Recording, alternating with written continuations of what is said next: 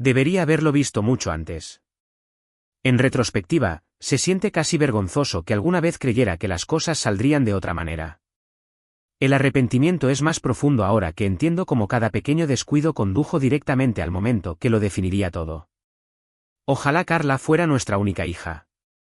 Mi nombre es Carmen, y crecí rodeada de personas lo suficientemente cercanas como para moldear cada parte de mí, mi familia, la persona con la que planeaba casarme, primos que se sentían como hermanos. Confié en todos ellos mucho más de lo que jamás merecieron. Pensé que la cercanía significaba protección. Pensé que la familiaridad significaba lealtad. Me equivoqué. La primera señal de alerta no fue una explosión dramática. Fue diminuta, casi cortés.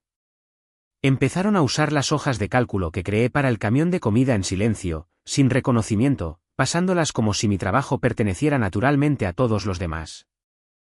Un pariente una vez se refirió a mi modelo financiero como nuestro sistema, y recuerdo la punzada sorda de reconocer que era mío, despojado de crédito, absorbido por un patrón que había sido demasiado ingenua para cuestionar.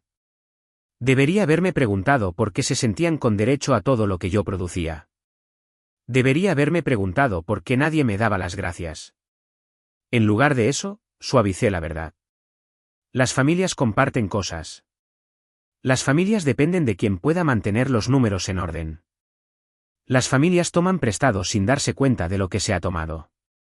Me dije a mí misma que era inofensivo, que estaba pensando demasiado, que el desequilibrio no importaba si la intención era buena.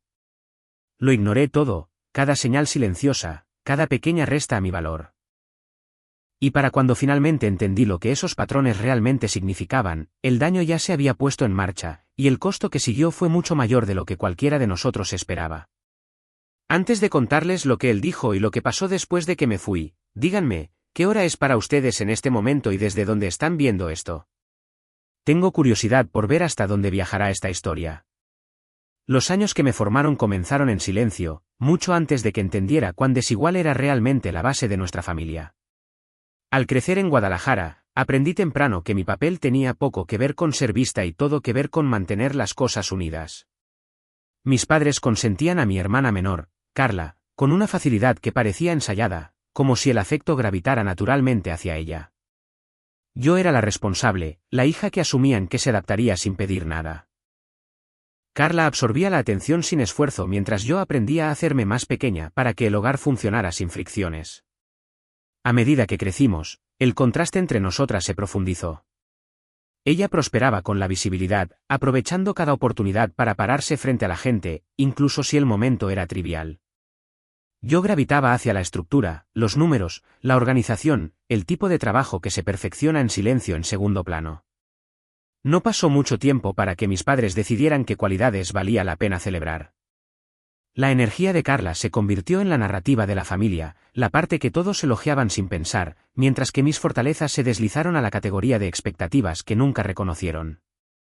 Cuando nuestros padres lanzaron su camión de comida, el sazón rodante, las líneas se endurecieron. Carla se convirtió instantáneamente en su cara pública. Enmarcaba fotos, ideaba eslóganes y encantaba a los clientes, todo mientras contaba historias sobre el negocio familiar como si el concepto le perteneciera. Los vi sonreír ante su entusiasmo, aliviados de tener una hija que igualaba la energía que admiraban. Como ella se encargaba de la presentación, asumieron que ella se encargaba del trabajo. Mi participación surgió lentamente, casi por accidente. Lo que comenzó como ayudar con el inventario se convirtió en hacer un seguimiento de los gastos porque nadie más se molestaba en conciliar los números. Me encargué de las facturas de los proveedores cuando nuestro padre olvidaba las fechas límite, investigué los requisitos de licencia después de que mi madre extraviara los papeles, y calculé las proporciones de ingredientes cuando los costos cambiaban. Cada nueva tarea se integró en mi rutina hasta que el camión prácticamente funcionaba con la estructura que yo mantenía. Sin embargo, cada vez que los parientes elogiaban lo organizado que parecía todo, mis padres redirigían los elogios hacia la creatividad de Carla. Era como si el esfuerzo visible tuviera más valor que el trabajo que mantenía vivo el camión. Cuando comencé mi trabajo como especialista en contabilidad, el desequilibrio se agudizó. Mis padres hablaban con orgullo de la presencia de Carla en eventos locales, pero rara vez preguntaban qué hacía yo fuera de resolver sus problemas operativos. Mis contribuciones al camión se convirtieron en obligaciones asumidas. Si los gastos aumentaban inesperadamente, yo ajustaba las hojas de cálculo. Si se acercaba un ciclo de impuestos, yo me encargaba de las declaraciones. Si los suministros bajaban por debajo de los niveles seguros, yo coordinaba el reabastecimiento. Me dije a mí misma que era normal. Los hijos ayudan a sus padres, especialmente en pequeñas empresas familiares. Pero la verdad era menos generosa. Me había convertido en una red de seguridad en la que confiaban sin reconocer que existía. La presión financiera empeoró con el tiempo. Algunos meses, el camión apenas cubría los gastos, y en lugar de recortar o reestructurar, mis padres se apoyaron más en mí. Nunca pidieron dinero directamente, pero la presión era inconfundible, un comentario discreto sobre los bajos márgenes, un recordatorio sobre un pago atrasado, un suspiro lo suficientemente fuerte como para señalar lo que necesitaban de mí. Yo intervenía porque eso era lo que siempre había hecho. Cada vez que enviaba unos cuantos miles de pesos para cubrir una emergencia, agradecían a las circunstancias en lugar de a la persona que las resolvía. Carla continuaba disfrutando de la atención, sin ser consciente o sin preocuparse por los vacíos que yo llenaba. Se llamaba a sí misma el corazón del negocio, una frase que mis padres repetían con tanto orgullo que se quedó como una verdad que nadie se molestó en examinar. Mientras tanto, yo cargaba con el peso de decisiones que ellos nunca supieron que existían: proyectar tendencias estacionales, ajustar los niveles de suministro, prevenir la escasez, absorber las consecuencias de sus errores. Me convertí en la estructura invisible que mantenía el camión en su lugar, la fuerza silenciosa que suavizaba cada desorden antes de que se hiciera visible. En retrospectiva, el patrón ya se había consolidado mucho antes del momento en que todo cambió. No era valorada por quién era, solo por lo que podía estabilizar. Y aunque no vi el costo claramente entonces, el desequilibrio había estado avanzando durante años, formando una distancia que aún no me había admitido a mí misma. Para cuando se acercó la temporada navideña de ese año, el desequilibrio dentro de nuestra familia se había vuelto tan familiar que apenas notaba su forma. Estaba entretejido en todo, cómo se dividían las responsabilidades, cómo el reconocimiento se desviaba en direcciones predecibles, cómo el silencio llenaba los vacíos donde debería haber habido justicia.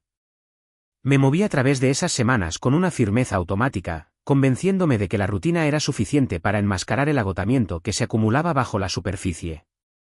Seguí trabajando, seguí apoyando, seguí ajustándome al ritmo de todos los demás.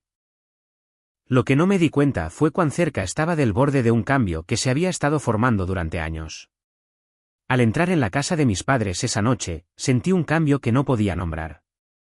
Nada dramático, solo la leve presión de las expectativas transmitidas en gestos sutiles, del tipo que insistía en que volviera a deslizarme naturalmente en el papel que me habían asignado hacía mucho tiempo. Carla brillaba con la facilidad de alguien acostumbrado a la admiración, atrayendo la atención sin esfuerzo. Mis padres orbitaban a su alrededor con una calidez practicada, y los parientes respondían como si estuvieran reafirmando un guión que habían memorizado años antes. Sentí que me desvanecía en el fondo, no con resentimiento, sino con la extraña claridad que proviene de ver los patrones repetirse demasiadas veces. Carla tenía novedades sobre sus planes, proyectos y ambiciones más recientes. Cada uno fue recibido con entusiasmo, como si sus ideas por sí solas impulsaran el impulso del camión de comida y, por extensión, de la familia. Mis padres destacaron su participación como si fuera la única razón por la que el negocio sobrevivía. Acumularon elogio sobre elogio, describiéndola como esencial, inventiva, irreemplazable. Escuché en silencio, absorbiendo su narrativa mientras reconocía por primera vez cuán profundamente excluía todo lo que yo había cargado. En un momento, sentí que la atmósfera se inclinaba en una dirección familiar, el momento en que la conversación llegaba a un punto en el que mi presencia se volvía más funcional que familiar. La atención se centró en la tensión financiera que el camión había enfrentado a principios de año, un tema que a menudo se acercaba al trabajo que yo había hecho en silencio tras bastidores. Me preparé para el patrón habitual en el que la responsabilidad se desplazaba hacia mí sin ser nombrada. Pero en lugar de que me pidieran que resolviera algo, los vi atribuir la estabilidad a circunstancias que no tenían nada que ver con la realidad. Hablaron de suerte, del momento oportuno y de la energía de Carla como si esas fueran las fuerzas que cerraron las brechas que yo había pasado meses gestionando. La comprensión me golpeó más fuerte de lo que esperaba. No era la falta de reconocimiento en sí, me había acostumbrado a eso. Era la facilidad con la que reescribían la historia de la supervivencia del camión, la certeza con la que borraban la estructura de decisiones que yo había tomado para evitar que todo se derrumbara. Escucharlos remodelar la verdad reveló algo más agudo que la negligencia. Me mostró cuán cómodos estaban viviendo dentro de una versión de los hechos donde yo apenas existía. Incluso entonces, no reaccioné exteriormente. Años de práctica me habían enseñado a mantenerme firme cada vez que el reconocimiento me pasaba por alto. Pero algo dentro de mí dejó de ceder. Vi a Carla disfrutar de su admiración con una confianza que rozaba la posesión, reclamando el impulso del camión como si nadie más hubiera contribuido a él. Mis padres lo alentaron sin dudarlo, inclinándose hacia ella como si todo lo significativo fluyera en su dirección. Fue en ese espacio entre sus suposiciones y mi creciente claridad donde la distancia finalmente se arraigó. Comprendí de una manera que nunca antes lo había hecho que la dinámica no era temporal ni accidental. Estaba arraigada, elegida y reforzada. Y aunque todavía no sabía cuán drásticamente cambiarían las cosas después de esa noche, sentí que algo interno se asentaba. El desequilibrio ya no me sorprendía. Simplemente revelaba lo que había sido cierto todo el tiempo. Había estado sosteniendo un mundo que nunca estuvo destinado a sostenerme a mí. Lo que viniera después ya había comenzado a formarse, aunque nadie más pudiera verlo todavía. Las horas que siguieron se movieron con una extraña pesadez, como si el peso que había llevado durante años de repente se hubiera vuelto lo suficientemente sólido como para tocarlo. Me desperté a la mañana siguiente con el mismo ritmo constante en el que siempre confiaba, pero algo en mí ya no se inclinaba a arreglar o absorber lo que mi familia pusiera sobre mis hombros. El patrón que una vez exigió atención inmediata ahora se sentía distante, casi irrelevante. Fue la primera vez que permití que esa distancia se quedara. Cuando tomé mi teléfono, no dudé. Escribí un mensaje con el tipo de precisión que usualmente reservaba para el trabajo. Cada oración reflejaba una decisión que se había estado formando mucho antes de que me la admitiera a mí misma. No había ira, ni explicación, ni intento de suavizar lo que venía después. Terminé con toda obligación ligada al camión de comida, el apoyo financiero, la orientación, las responsabilidades que trataban como extensiones permanentes de mi papel. Presioné enviar sin mirar atrás, consciente de que las consecuencias surgirían rápidamente pero sin ganas de demorarlo más. La reacción llegó como se esperaba, envuelta en una urgencia disfrazada de preocupación. Las notificaciones llevaban un ritmo familiar, intentos de cuestionar, persuadir, culpar y reinsertarme en el papel del que dependían. Nada de eso atravesó la firmeza que sentía. Por una vez, no me estaba preparando para responder. Dejé que los mensajes se acumularan sin absorber su gravedad, notando lo diferente que se sentía ya no traducir cada demanda en una obligación. Su confusión no me sorprendió. Habían confiado en mi fiabilidad durante tanto tiempo que la ausencia de ella se sentía como una interrupción en la estructura de sus vidas. Carla reaccionó a su manera predecible, indirecta, pública y cargada de una confianza construida sobre la suposición de que la gente aceptaría su versión de los hechos sin cuestionarla.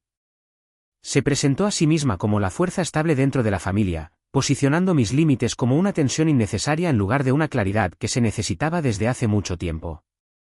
Fue extraño observar desde la distancia, reconociendo con qué facilidad moldeaba narrativas que omitían el costo que otros habían cargado. No sentí ninguna necesidad de corregirla. La verdad ya no necesitaba mi defensa. En lugar de involucrarme, centré mi atención en la única persona cuyo juicio nunca había sido influenciado por el rendimiento o el favoritismo. Conduje para visitar a mi abuela, Elena, guiada por la certeza silenciosa de que ella entendería lo que yo ya no podía sostener. El camino se sintió más tranquilo de lo habitual, no porque la situación se hubiera suavizado, sino porque finalmente me permití respirar sin ajustarme a las expectativas de otra persona. No ensayé explicaciones ni anticipé su reacción. Simplemente me moví hacia el único espacio en mi familia donde la honestidad nunca había sido mal recibida. Verla me ancló algo que había estado inestable durante años. Tenía una serenidad que provenía de haber vivido lo suficiente como para reconocer patrones rápidamente, y no necesitaba detalles para sentir cuando algo se había fracturado. Sentarme con ella me ofreció una especie de firmeza que rara vez había sentido dentro de nuestra familia, no porque intentara absorber mis cargas, sino porque nunca había insistido en que las sostuviera en primer lugar. Mientras comenzaba a compartir las piezas que nunca había dicho en voz alta, noté cuán diferentes se sentían las palabras cuando se pronunciaban sin interrupción ni desdén. Ya no sonaban como excusas o exageraciones. Simplemente reflejaban mi experiencia, los años de desequilibrio, el peso del trabajo no reconocido, el silencio que seguía a cada contribución. Elena escuchó con el tipo de atención que no exigía justificación. Dejó que la verdad aterrizara donde debía, sin filtros y sin editar. En ese espacio tranquilo, entendí algo que nunca me había permitido admitir. En el momento en que envié el mensaje esa mañana, no solo terminé una responsabilidad. Terminé la versión de mí misma que existía solo para sostener a los demás. Lo que viniera después se desarrollaría con o sin mi participación, independientemente de mi esfuerzo o resistencia. Y por primera vez, me sentí lista para dejar que las consecuencias encontraran su camino sin interponerme. Sentada en la sala de estar de mi abuela Elena me trajo una claridad que no había sentido en años. El silencio a nuestro alrededor no era del tipo pesado al que me había acostumbrado en mi familia inmediata, era un silencio que fomentaba la verdad en lugar de apartarla. Mientras continuaba explicando todo lo que había cargado, noté lo natural que se sentía hablar sin suavizar el impacto de lo que esos años me habían hecho. Cada recuerdo se asentó en su lugar con una precisión que hacía imposible ignorar el patrón. Elena absorbió cada detalle con la calma firmeza que siempre la había distinguido del resto de nuestra familia. A medida que la conversación se profundizaba, algo sutil cambió dentro de mí. Me di cuenta de que esta era la primera vez que había expuesto la historia completa sin minimizar mi propio papel. Describí el desequilibrio, el trabajo invisible, la lenta erosión de la confianza y la forma en que el negocio familiar se había convertido en una responsabilidad que nunca consentí realmente. Elena escuchó sin juzgar, y sentí que estaba uniendo las implicaciones mucho antes de que llegara al final. Siempre había sido perceptiva, pero en ese momento, su conciencia tenía un propósito más agudo. Lo que no esperaba era la rapidez con la que entendió la vulnerabilidad estructural debajo de todo lo que describí.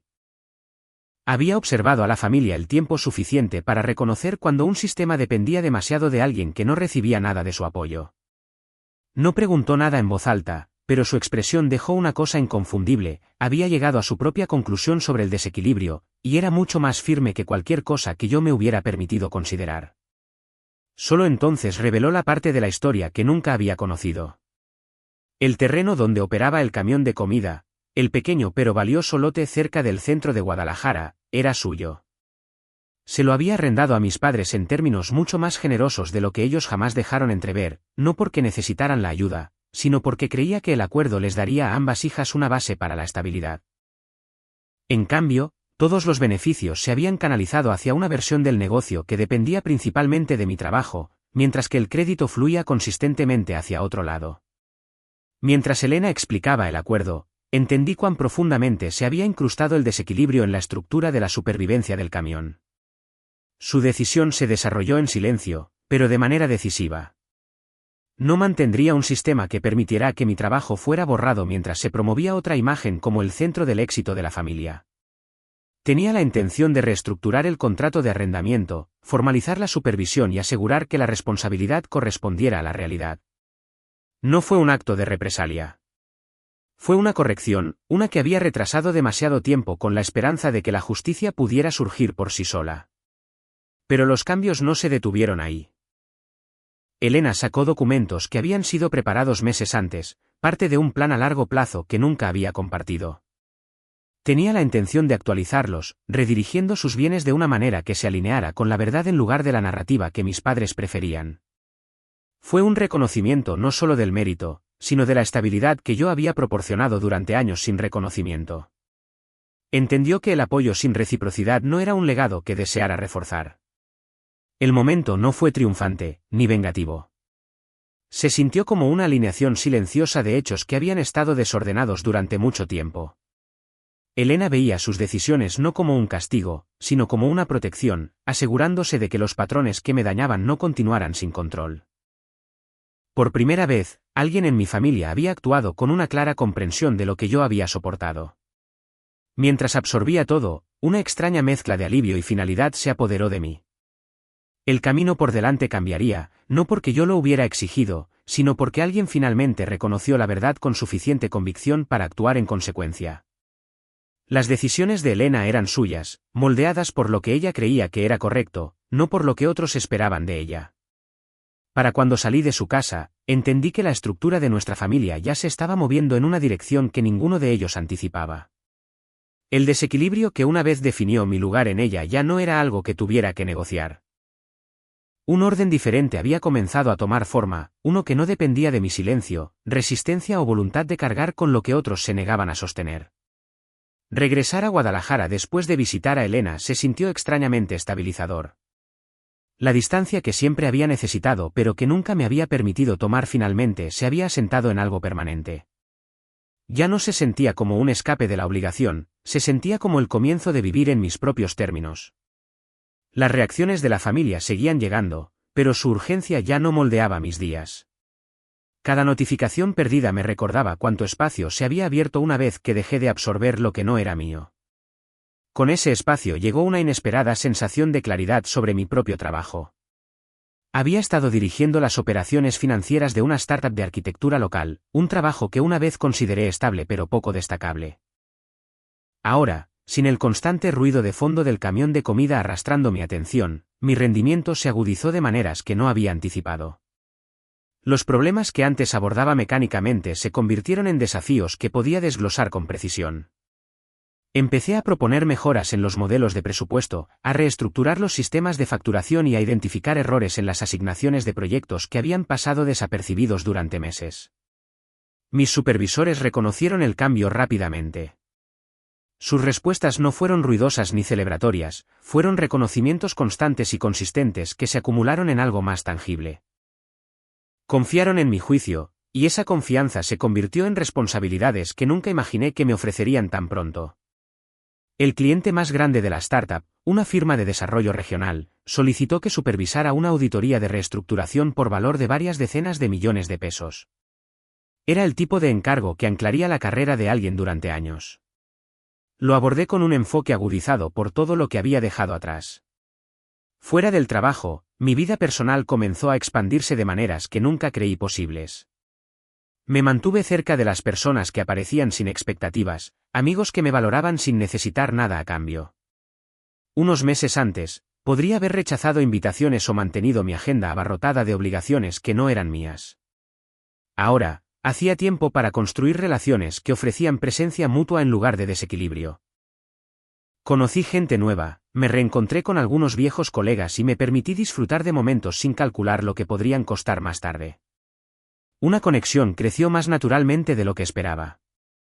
Comenzó con conversaciones casuales después de eventos comunitarios, evolucionando lentamente hacia rutinas compartidas, café por la tarde, caminatas de fin de semana, noches pasadas hablando de metas que ninguno de los dos había expresado en voz alta a nadie más. Él abordaba la vida con una firmeza que coincidía con el ritmo que yo había comenzado a construir para mí misma. Y por primera vez, sentí lo que significaba ser tratada como una igual en lugar de un recurso. Su presencia no llenó un vacío. Simplemente encajó en un espacio que yo había despejado al elegirme finalmente a mí misma. Mientras tanto, cambios sutiles en la comunidad insinuaban lo que se estaba desarrollando tras bastidores. Las operaciones del camión de comida flaquearon sin la estructura que yo una vez mantuve. Los proveedores se impacientaron. Las proyecciones de costos se desviaron. Los problemas de inventario se hicieron más difíciles de ignorar. Escuché fragmentos de estos acontecimientos indirectamente, nunca a través de mi familia, sino siempre a través de personas que se movían cerca de los bordes de su negocio. Cada actualización se sentía distante, como noticias de una vida a la que ya no pertenecía. No me detuve en las consecuencias. Existían independientemente de mi ahora. Elena mantuvo sus decisiones en privado, pero pude sentir el impacto de sus ajustes silenciosos. Se actualizaron documentos, se reestructuraron acuerdos y la base que una vez sostuvo el camión comenzó a moverse bajo mis padres sin previo aviso. Habían construido su dependencia en la suposición de que el sistema de apoyo debajo de ellos era permanente. Nunca imaginaron que el suelo podía moverse. A medida que pasaban las semanas, me di cuenta de cuán profundamente había cambiado mi vida. Ya no me definía por lo que soportaba o por los roles que otros me asignaban. Estaba construyendo algo que no podía ser tomado ni eclipsado. Cada paso adelante se sentía como una reclamación de años que una vez creí perdidos por la responsabilidad. Por primera vez, no estaba mirando hacia atrás. No estaba comprobando las consecuencias ni anticipando demandas. Había salido del patrón por completo, y lo que sucediera a continuación pertenecería a las personas que lo crearon, no a mí. En las semanas que siguieron, la vida desarrolló una firmeza que nunca antes había experimentado. Las decisiones tomadas por Elena se movieron silenciosamente bajo la superficie, y aunque me mantuve a distancia de todo lo relacionado con el camión de comida, el impacto de sus elecciones pronto afloró de maneras que ya no podían contenerse. Cada cambio llegó indirectamente a través de murmullos de la comunidad, avisos comerciales y actualizaciones administrativas, ninguno de los cuales requirió mi participación. El desmoronamiento que comenzó meses antes había llegado a un punto en el que ninguna intervención podía suavizar lo que vendría después. La transición comenzó cuando Elena finalizó los términos actualizados del contrato de arrendamiento. El acuerdo que una vez permitió a mis padres operar libremente se ajustó a una estructura con expectativas y supervisión claras. Se habían acostumbrado a la flexibilidad, por lo que la precisión repentina los desestabilizó. Cuando se hicieron cumplir los requisitos de mantenimiento, las tarifas atrasadas y las inspecciones formales, las grietas se hicieron inconfundibles. El negocio había dependido de mis correcciones silenciosas durante años, y sin ellas, el desequilibrio se reveló más rápido de lo que nadie anticipó. A medida que la estructura que rodeaba el camión cambiaba, la presión financiera aumentó drásticamente. Los costos se acumularon más rápido que los ingresos, y sus estrategias habituales retrasar reparaciones, ajustar el inventario informalmente, alargar los plazos de los proveedores ya no funcionaban. Los miembros de la comunidad notaron la inconsistencia.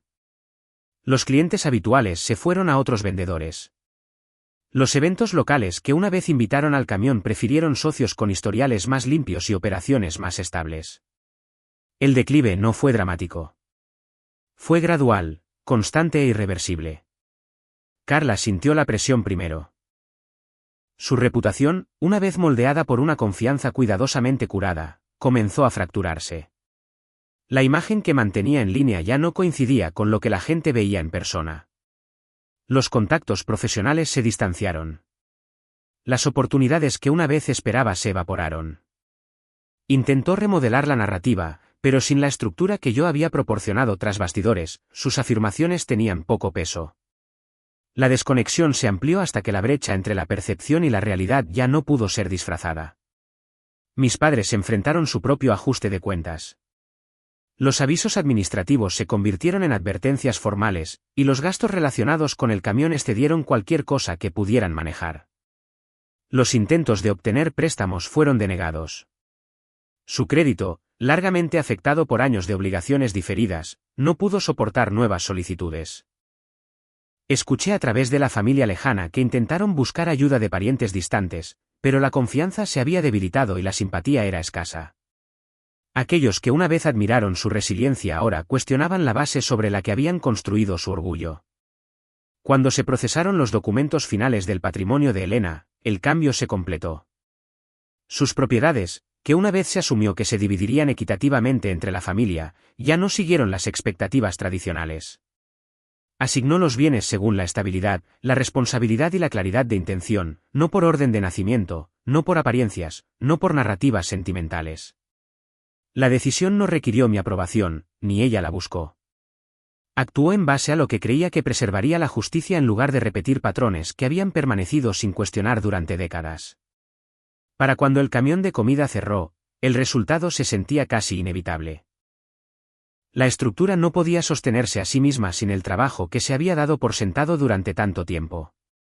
No asistí al último día, y no sentí ninguna obligación de reconocer su fin. Mi vida se había desplazado hacia un impulso que se movía independientemente de sus elecciones. En el trabajo, finalicé la auditoría con una precisión que me ganó la confianza a largo plazo de la firma. Mis relaciones personales se profundizaron, basadas en la reciprocidad en lugar de la expectativa. Construí rutinas que reflejaban quién era yo, en lugar de quién se me había requerido ser. Situada fuera de toda esa historia, me di cuenta de que el giro de la historia nunca fue el colapso en sí. Fue la comprensión silenciosa de que ya no necesitaba participar en ninguna parte del ciclo. Su desmoronamiento les pertenecía, moldeado por elecciones que defendieron durante años. Mi futuro ya no estaba atado a sus patrones, sino a decisiones que tomé deliberadamente, sin disculpas ni vacilaciones. Al final, la historia de Carmen no trataba de venganza. Trataba de claridad. Ella no destruyó el negocio de su familia, simplemente se apartó de un papel que nunca aceptó llevar. Una vez que se eliminó el peso que sostenía, la verdad salió a la superficie por sí sola. El colapso no fue un acto de represalia, sino la consecuencia natural del desequilibrio. Su viaje recuerda a los espectadores que los límites no son armas. Son protecciones. Y cuando alguien finalmente se elige a sí mismo, el mundo a su alrededor se transforma en su forma honesta, estén los demás preparados para esa verdad o no. Si esta historia les hizo pensar en la familia, la lealtad o el costo de permanecer en silencio, no duden en compartir desde donde están escuchando. Gracias por dedicar su tiempo a esto.